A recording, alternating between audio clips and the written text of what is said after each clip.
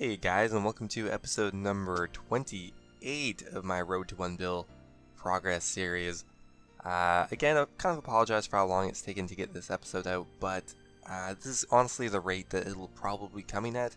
I've not forgotten about the series, but it takes me a while to continue to produce all the other videos, and at the fairly decent rate at like 3 or 4 videos a week, I won't be able to produce videos that take so much game time like this, obviously, 3 or 4 times a week, because I don't have enough time. But once a month or once every 2 or 3 weeks, definitely doable. So what I'm starting off with here is just some barrows chests, kind of see if I'm going to get lucky. This is before all the items started crashing, so this is a couple weeks ago. And yeah, so I'm going to be focusing on doing some questing. The most important one I want to do is Desert Treasure. I'm getting really close to being able to do it. We're still looking to do the Mortania Hard Diaries, and look at that, there's a Guthan Spear, pretty nice. That's like 2 mil right there, not anymore, but 2 mil.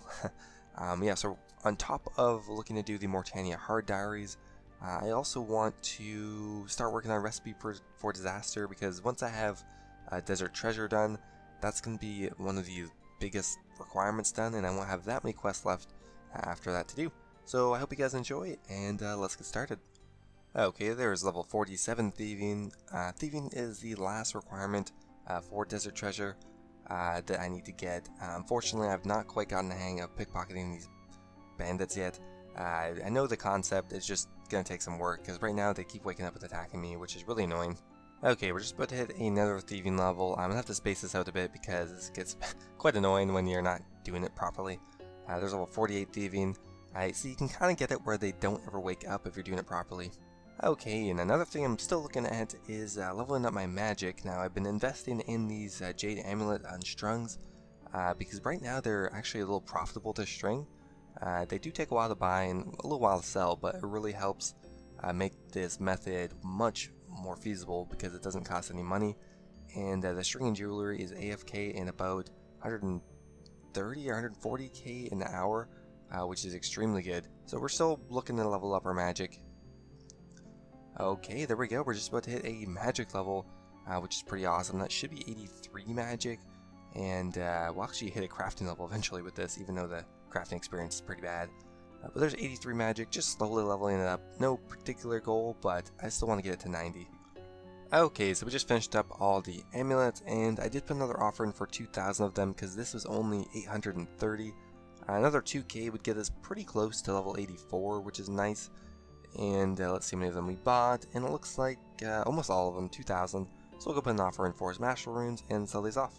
Okay, so there's 4,000 astral runes. That's going to be enough to string all the amulets, and we're going to buy another 1,000 just because I think that's how many we'll need to actually get the level, and we're going to sell off the ones that we have crafted already. Okay, there's level 50 blackjacking. I still don't like it very much, but I have gotten the hang of it, so I'm getting about 50k Thieving experience an hour, which is still not as high as it could be, but definitely better than it was. The guy almost never turns and attacks me anymore because I actually know what I'm doing. And yeah, I'll only need another 3 Thieving levels. Alright, there we go. This should be about it. Let's see how many we can get in a row just for the last level here. Boom, perfect. If you do it right on the right time, he won't ever get up, which is ideal. And there we go, there's level 53 Thieving. That is the last requirement for Desert Treasure. Well, let's go double check the skill requirements of the quests here. Okay, complete all the required quests, and oh my god, I need 50 fire making. Yep, I only needed 1 fire making level for 49 to 50. It only takes 3 or 4 minutes, so this is not a huge deal. And there we go, there's 50 fire making. Now I do have all the requirements for Desert Treasure. All I have to do is do the quest. Which I'm really excited for because I've never done this quest before. I've never had ancient magics, so this is going to be something totally new for me, and I'm excited to have them as well as just do the quest. Alright, never having done Desert Treasure before, all I'm really doing is looking at the beginning of the quest guide. Not really sure how hard it is. I know you have to collect some gems or diamonds, probably diamonds I think is what they're called, and you have to fight some decently challenging bosses, but I have no idea how difficult it is, so I'm looking up video guide to go help along with this, and yeah, I'll start off with the beginning intro part. You know what always confuses me is how the bartenders always know so much about important shit in RuneScape. Like this bartender knows this great conspiracy about all the diamonds and all these bosses I have to fight and kill to get the diamonds. I don't know where you got the information, man. But okay, so we're starting off with the ice diamond. So we're gonna go up to the northern area with the spiked climbing boots, and there's some kind of troll boss I have to fight, but I'm not really sure how hard it is. Okay, is this the troll boss? I don't know. I have to kill 5 trolls. I'm assuming that there must be an actual boss after this, because this is not too bad. They're pretty easy to kill. You have to use fire spells. I'm using fire wave, which is pretty strong, although kind of expensive. Okay, this is really annoying. This is the boss, and I only attack him like once every like 10 seconds. He freezes me constantly. I can't run forward anymore either. I'm assuming I must have to be right beside him because this is ridiculous. Unless it's really a hard boss, which is possible. But yeah, I don't know if I'll be able to do this or not because I'm not getting much damage out. Alright guys, I died. There's my stuff on the ground. But I came back with a blowpipe this time, and I'm standing right beside him, and it's so much easier. I'm not sure why this wasn't like blatantly in bold at the top of the guide, because this would have been so much easier. But yeah, apparently you can just blowpipe everything, even though it kind of, I got the impression that you had to use a fire spell or fire something, but apparently that doesn't matter too much. Okay, you can even smash these with a blowpipe, which doesn't really make any sense, but thank God, because I did not want to come back with a fire spell. But yeah, that's going to be the ice diamond complete, and we'll move on to the next one. Alright guys, we're on to the portion of the quest that requires lockpicking the chest. I brought with me 250 lockpicks, which hopefully will be enough. I have heard of some pretty horrible stories of people wasting hundreds and hundreds of lockpicks.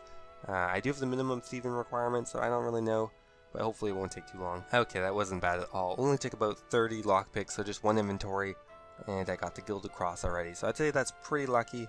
So hopefully people aren't too triggered by that. I don't know if that's actually that lucky or not though. Okay, this boss fight was pretty easy. Just pray melee, and that's all you gotta do. There we go, there is the Shadow Diamond complete. Okay, we're on to the Blood Diamond portion. I've heard this boss isn't too bad as long as you get on the other side of this fence and make sure you don't leave any space for him to teleport. We'll just blowpipe him down, no problem at all. I always find it funny how there's always these grand plans for boss fights, but it usually just comes down to fucking them up on the other side of a fence. Okay, there we go. We should have the Blood Diamond, which looks very much like a ruby.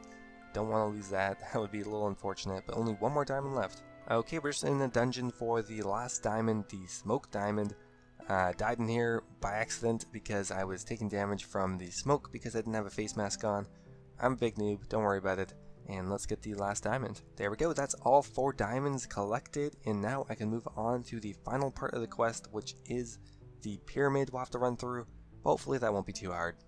Alright, so we're going to start off by tossing in the diamonds to each corner. I think the Blood Diamond goes here, and we'll go to each corner subsequently, and then we can enter the pyramid. Alright guys, that's it. It really wasn't too bad. I fell at the pyramid a couple times, but we made it, no problem at all, and that is Desert Treasure completed. We're going to get Ancient Magics unlocked, perfect, as well as 20,000 magic experience, and 3 quest points, of course. You can change your magics here, but more likely than not, I'm just going to be venerating at a altar in someone's house, because that's way easier to get to. Okay, so here's a quick list of all the quests I need to do before I can complete Recipe for Disaster.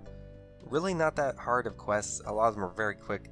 The only one that's going to be a little annoying is the Legends quest, and all I need to do is actually just start that quest.